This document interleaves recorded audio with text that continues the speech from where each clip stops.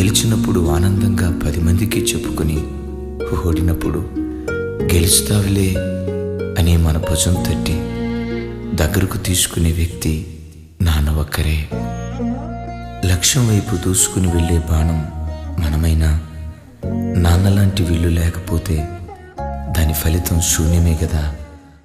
నాన్న పెంపకంలో కఠినత్వం ఉన్న ఆ పెంపకానికి కారణం రేపటి మన భవిష్యత్తుకు ఆయన పడే తపన, రేపటి మనకు నిలువుటద్దం నాన్నే కదా.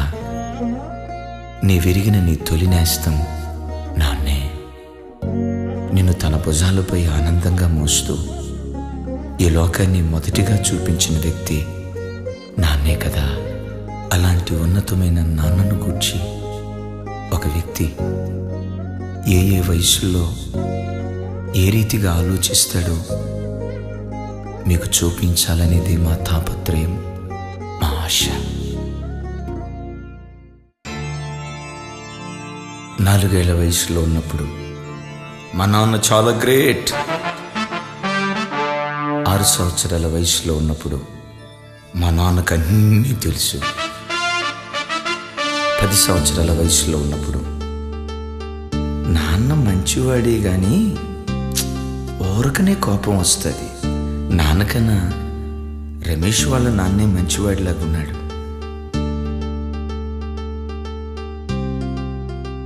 12 సంవత్సరాల వయసులో ఉన్నప్పుడు చిన్నప్పుడు నాన్నకు నేనంటే ఇష్టంగా ఉండేది.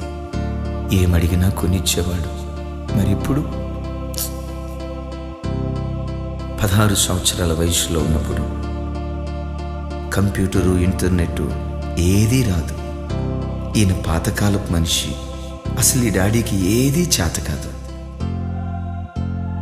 18 సంవత్సరాల వయసులో ఉన్నప్పుడు బిడ్డలారా, ఇదే ప్రమాదకరమైన వయస్సు.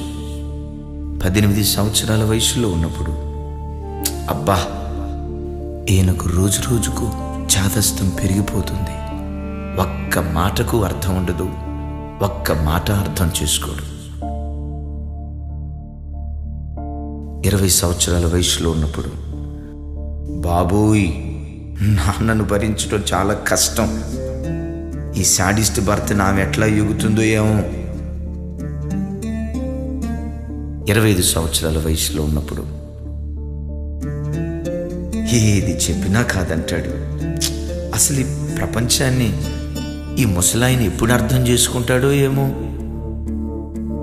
తనకు వివాహమై ఓ బిడ్డ పుట్టిన తర్వాత ఆ పెంపకంలో ఎదుర్కొనే అనుభవాలను బట్టి 35వ సంవత్సరంలో తనేమనుకుంటాడో గమనించండి.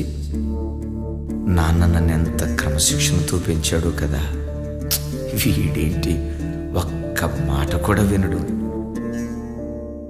45వ సంవత్సరం వచ్చినప్పుడు అన్నయ్య, నేను, అక్క, చెల్లి, పాపం ఇంతమందిని పెంచడానికి నాన్న ఎంత కష్టపడ్డారో కదా.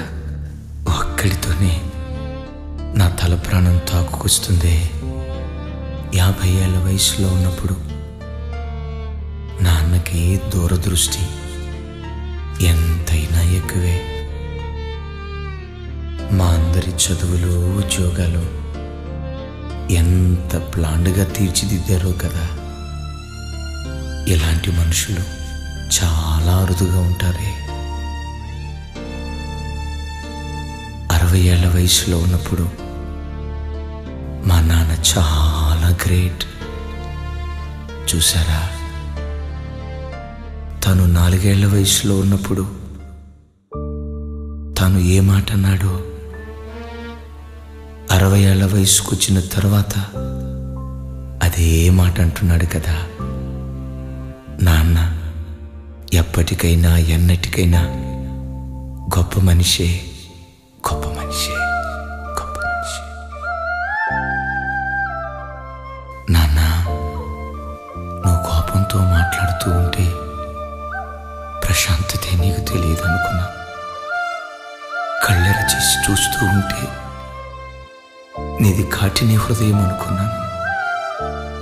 మౌనంగా నువ్వు ఉన్నప్పుడు నేనంటే నీకు ఇష్టం లేదేమో అని వ్యధపడ్డాను.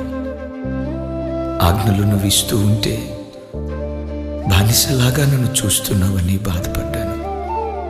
నాన్న, నాకిప్పుడు అర్థమవుతుంది నాన్న. నాన్న నాన్న నాకిప్పుడిప్పుడే తెలుస్తుంది నాన్న. నా బాగు కోసం, నా భవిత కోసం అది నీవు పడిన ఆరాటమని ఇప్పుడిప్పుడే తెలుస్తుంది నాన్న. నాన్న, మీరున్నప్పుడు ఎప్పుడు మీరు అంటూ ఉండేవారు కదా, బాబు నాకంటే మిమ్మల్ని గొప్ప స్థానంలో చూడాలని ఆశ ఉందిరా అని. మీ ఆశ తీర్చుకున్నారు నాన్న. గొప్ప స్థానంలోనే నిలవబెట్టారు. మీరున్న దినాల్లో దాన్ని గుర్తించలేకపోయాను నాన్న. నాన్న, నీ రుణం తీర్చుకోవాలనే ఆశ ఉంది నాన్న. నీ రుణం తీర్చుకోవాలనే ఆశ ఉంది. ఎలా తీర్చుకోగలరు నాన్న చెప్పు. దాటి వెళ్ళిపోయావు కదా, ఎలా తీర్చుకోగలను చెప్పు నాన్న. గుండె వ్యధతో ఉంది, గుండె లోతుల్లో బాధ. ఎలా తీర్చుకోగలను నాన్న నీ రుణం? ఎలా తీర్చుకోగలను? ఎలా తీర్చుకోగలను? దీన్ని గమనించిన యవనస్తులారా, ఈ సహోదరుడి ఆక్రందన మీరు చూశారు కదా.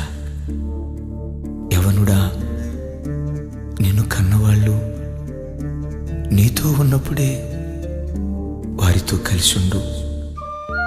వారు లోకాన్ని వీడాక నువ్వు కలవరించినా వారిని కలుసుకోలేవు.